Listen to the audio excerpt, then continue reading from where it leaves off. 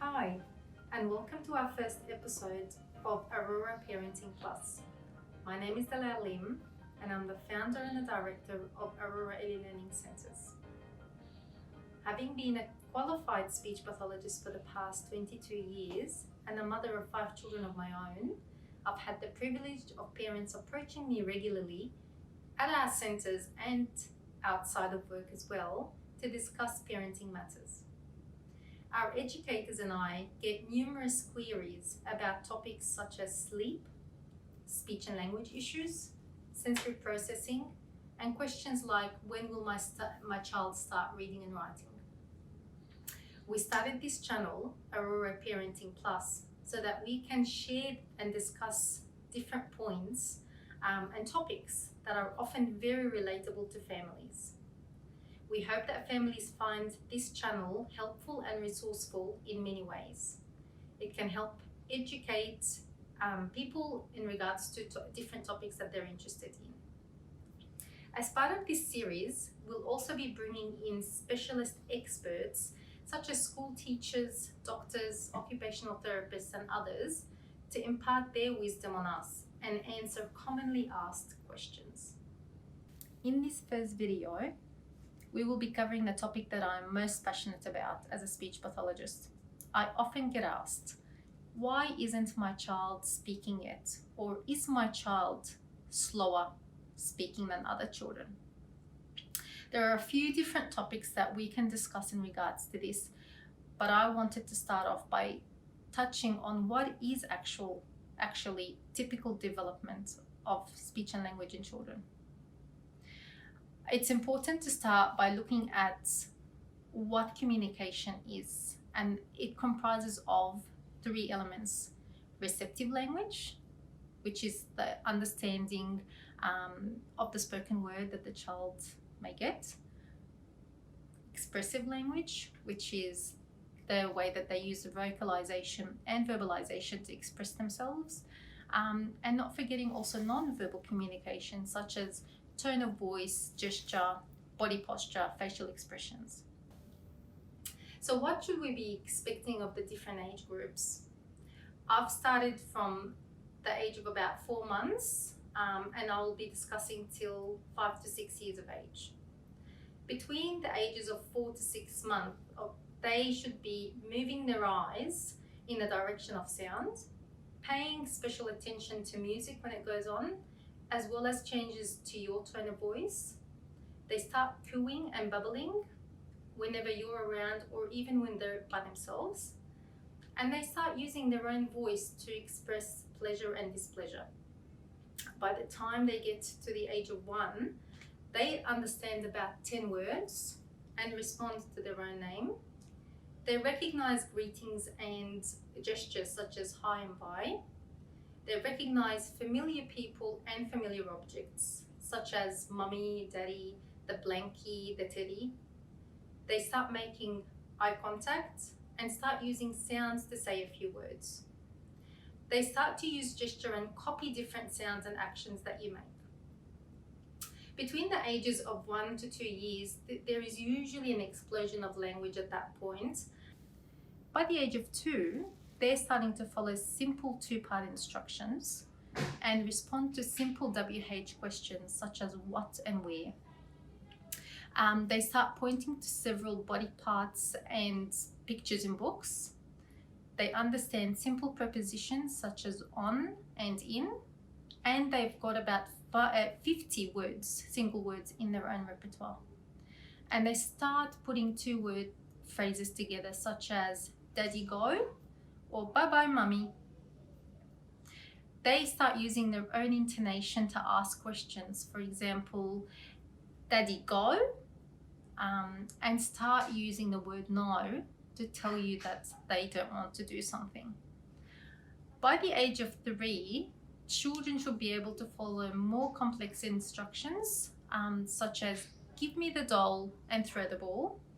They understand more WH questions such as what, where, and who. They understand the concepts of same and different, and they start sorting things into groups, such as toys versus food. They start stringing 3 to 4, up to 5 word sentences in their own speech, and they use a wider variety of words such as names, actions, locations, and descriptions. They start asking lots of questions such as what, where, and who as well. And they talk about the past, but they use the wrong tense. So they may be saying things like I goed out, which is still typically appropriate for that age. And they start having short conversations, but may not take turns and may not actually stay on topic. A 4-year-old, though, will answer most questions about daily tasks and will in turn ask lots of questions themselves, understand most WH questions, including those that are about things that are not in their immediate environment or in their immediate view. And they start showing an understanding of pre-numeracy and pre-literacy skills, such as counting numbers, or say, identifying that a word may start and end with the same sound. They start recounting events and routines, and start using more personal pronouns, such as he, she, me, you, as well as start using negation. So things like I don't want, I can't, that sort of thing.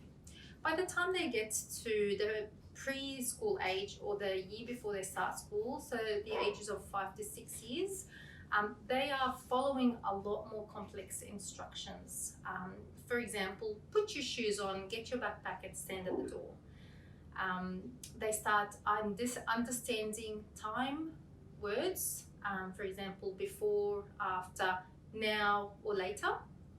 They begin to recognize letters and numbers and sounds, and they use well-formed sentences to be understood by most people, not just their immediate family. Their turn-taking skills within a conversation becomes increasingly adult-like, and they are able to tell short stories with beginning, middle, and end. They have at this point developed most speech sounds, with an exception of a few. So you may find that the s sound, r, l, and are still incorrect, but it is still typically okay for them to be saying that as an error. Now, this is a very brief and oversimplified overview of what you should be expecting from your child. Now, if your child's not reaching their milestones in terms of communication, the very first thing that you should be doing is checking your child's hearing. Pay extra attention if your child has had reoccurring problems or reoccurring ear infections. And if that's the case, please do go and see your doctor about that. You may need a hearing test. Now, the very basic things that you should be doing with your children right from birth basically is responding to your child. Whenever they're making a sound or they're saying a word, imitating that sound or saying it back to them. Now, that's a really good way to teach turn-taking within conversation, as naturally we do turn-taking conversations. Now, it becomes a very enjoyable interaction. The other thing that I talk about is talking to your child about what you're doing during the day. And I personally call that narrating life. Basically, so if you're giving them a bath, you are telling them what you're doing. Mummy is giving you a bath now, or you're eating pasta. Ooh, yummy pasta. So there is always a language-rich environment within your interactions. The other very important thing that I do recommend for families is to read books together. Obviously, we all know the research around reading from an early age to your child in regards to literacy development, but it's a really important time and opportunity to build a beautiful, amazing bond with your child. And it also gives you an opportunity to introduce more words, more complex words, more varieties of the same words, and concepts to your child.